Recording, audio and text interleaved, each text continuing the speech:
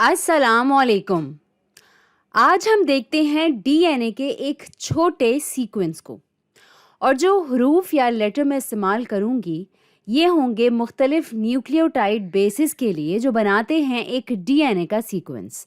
तो कह लें कि मेरे पास है थोड़ा सा थायमीन, फिर साइटोसिन, फिर ग्वानिन, दोबारा साइटोसिन, फिर थायमीन, अब एडेनिन, फिर थायमीन और फिर थायमीन और आखिर में एक और थायमीन।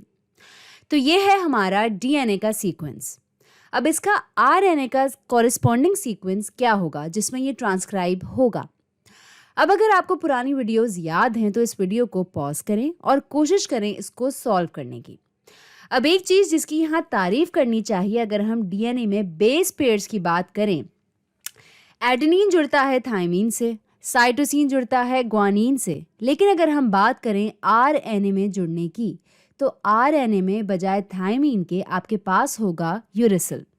तो यहाँ पे जो आरएनए होगा, तो जो थायमीन है डीएनए में, ये आरएनए में कॉरेस्पॉन्ड करेगा एडेनिन से, फिर एडेनिन, इसके बाद ग्वानिन, फिर साइटोसिन, फिर ग्वानिन, वापस एडेनिन और अब चूंकि ये आरएनए का स्ट्रैंड है तो बजाय इसके कि यहाँ पर थायमीन हो, यहाँ होगा यूरेसिल और फिर एडेनिन, एडेनिन और एडेनिन।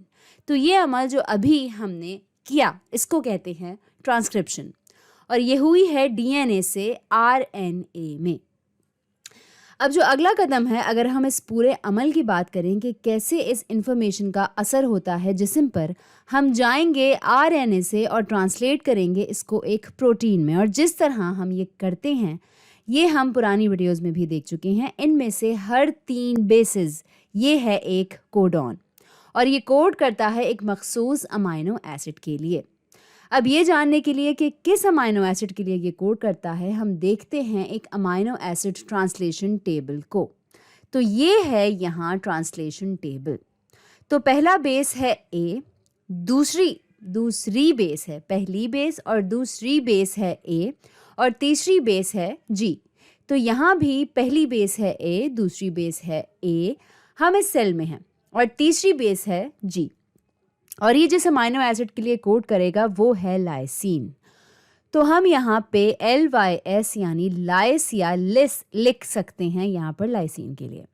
और ये मैं एक मुख्तलिफ तरह के ट्रांसलेशन टेबल से भी हमें मिल सकता है। मिसाल के तौर पर आपको एक गोल ट्रांसलेशन टेबल मिले जो दिखने में कुछ ऐसी हो, लेकिन हमको नतीजा वही मिलता है। तो यहाँ पे ए और जी से भी हमें मिलता है लाइसिन। अब जो अगला कोडॉन है वो है सी, फिर जी और ए, और यहाँ पे ये CGA आता है अर्जिनिन, और फिर अगला है UAA। तो यहाँ पर UAA के साथ आ रहा है एक काला नुक्ता। अब इसका क्या मतलब है? तो इसका मतलब है स्टॉप कोडॉन। तो ये हो गया स्टॉप, यानी ये रुक गया। अब कोई ऐसा अमाइनो एसिड नहीं है जिसको स्टॉप कहते हैं, बल्कि ये इशारा करता है कि ट्रांसलेशन के अमल को अब रुक जाना चाहिए। ये इख्तिताम है हमारी अमाइनो एसिड चेन का, हमारी पॉलीपेप्टाइड चेन का। तो अब हम यहाँ रुक जाएंगे। अब हम कुछ दिलचस्प चीज़ें करते हैं, सोचते हैं कुछ ऐसी सूरत हाल के बारे में जहाँ पे हों म्यूटेशंस, जहाँ इन बेसिस में कुछ दाखिल हो जाए, शायद यहाँ से कुछ निकाला जाए या कुछ चीज़ों का तबादला हो जाए। तो शुरू करते हैं एक चीज़ से जिसको कहते हैं पॉइंट म्यूटेशन। तो कह लें कि यहाँ पे इस C को बदल दिया जाता है A से। तो अगर ऐसा हो जाता है तो RNA स्ट्रैंड में अचानक से ये हो जाएगा यूरेसिल, और अगर ये है एक यूरेसिल, ये AAG यहीं पर ही होगा जो कोड करता है लाइसिन के लिए। लेकिन अब ये दूसरा कोडॉन मुख्तलिफ हो चुका है। अब ये किसके लिए कोड करेगा? तो CUA, तो ये यहाँ पर कोड करेगा ल्यूसीन के लिए, अर्जिनिन के बजाय। यहाँ अब मैं LEU लिख देती हूँ। ये बहुत आम है एक सब्स्टिट्यूशन म्यूटेशन के लिए। ये शायद तब्दील कर देगा एक मखसूस अमाइनो एसिड, लेकिन कभी कभी ये ज़्यादा अहम हो सकता है। मिसाल के तौर पर अगर इस G को बदल दिया जाता है एक A से, तो ये C जो है RNA में है, ये होगा अब एक U। अब क्या होगा? तो ये पहला कोडॉन अभी भी कोड करेगा लाइसिन के लिए, लेकिन दूसरा होगा UGA और यहाँ पर UGA से आता है स्टॉप कोडॉन। तो अब जो असल अमल है ट्रांसलेशन का वो रुक जाएगा, जो कि एक बहुत बड़ी बात हो सकती है अगर इस DNA सीक्वेंस को इसी तरह बढ़ते रहना होता, इस चेन को। अब इस ना बढ़ने की वजह से, इस स्टॉप कोडॉन की वजह से प्रोटीन पर बहुत गहरा असर पड़ेगा, इस प्रोटीन पर जिसके लिए ये कोड करेगा। अब जो अगली म्यूटेशन है जिसका काफ़ी गहरा असर पड़ता है वो है फ्रेम शिफ्ट म्यूटेशन। और ये तब होता है जब कोई चीज़ दाखिल हो जाती है या डिलीट हो जाती है और हर चीज़ को शिफ्ट कर देती है। तो मिसाल के तौर पर इस ए का यहाँ पर तबादला करने के बजाय क्या होगा अगर इस ए को यहाँ से दाखिल किया जाए। तो अब हमारा सीक्वेंस कुछ इस तरह से दिखेगा, TTC। इसके बाद है हमारे पास A और फिर है हमारे पास GCT और आखिर में ATTT।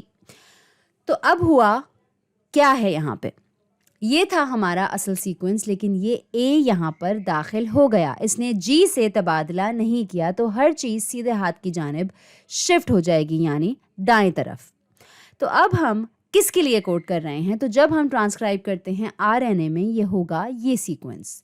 तो अब ये पहला वाला कोडॉन अभी भी कोड करता है लाइसिन के लिए, लेकिन अब इस दूसरे कोडॉन का क्या, दूसरा कोडॉन अब है UCG और यहाँ पर UCG कोड करता है सीरीन के लिए।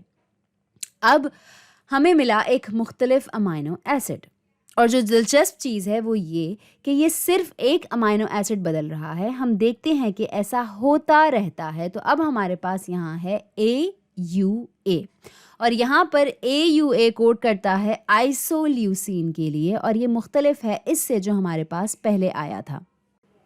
हमारे पास अब स्टॉप कोडॉन नहीं है और इसी तरह अब हम चलते चले जाएंगे। तो आप तसव्वुर कर सकते हैं एक फ्रेम शिफ्ट म्यूटेशन जहां आप या तो कोई चीज़ डालते हैं या निकालते हैं ताकि वो पूरा फ्रेम हो जाए शिफ्ट, और इसका बहुत बड़ा असर पड़ता है कि ये क्या ट्रांसक्राइब करेगा और फिर किसके लिए ट्रांसलेट करेगा। अब हमारे लिए खुशकिस्मती की बात है म्यूटेशंस, हालांकि म्यूटेशंस हर वक्त होती रहती हैं, बहुत सारे प्रूफ रीडिंग मैकेनिज़म्स होते हैं बायोलॉजिकल सिस्टम्स में ताकि ऐसा बार बार कम हो, और लोग अभी भी समझने की कोशिश कर रहे हैं कि ये प्रूफ रीडिंग मैकेनिज़म्स पूरी तरह से होते कैसे हैं।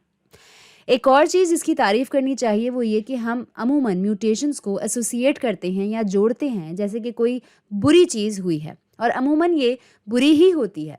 हो सकता है कि कोई फंक्शनल प्रोटीन अब नहीं है फंक्शनल प्रोटीन एक म्यूटेशन के बाद, तो कभी कभी ये बहुत बुरा असर हो सकता है और कुछ बीमारियां पैदा ही होती हैं अजीब म्यूटेशंस की वजह से।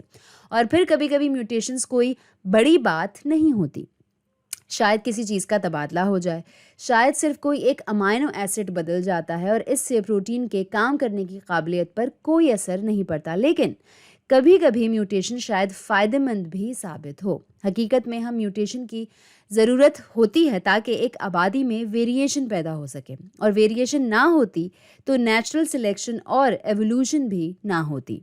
तो अब शायद आपको ट्रांसक्रिप्शन और फिर ट्रांसलेशन कैसे होती है इसकी तारीफ़ करनी चाहिए। ये ऊपर है ट्रांसक्रिप्शन एक DNA से RNA में, और ये नीचे है यहाँ ट्रांसलेशन एक RNA से प्रोटीन में। और हम ट्रांसलेशन टेबल्स को इस्तेमाल करना भी सीख गए हैं और ये भी जान गए हैं कि कैसे या तो पॉइंट म्यूटेशन या फ्रेम शिफ्ट म्यूटेशन असर डाल सकती हैं एक प्रोटीन पर जिसके लिए यहाँ कोडिंग होती है। तो आज के लिए इतना ही।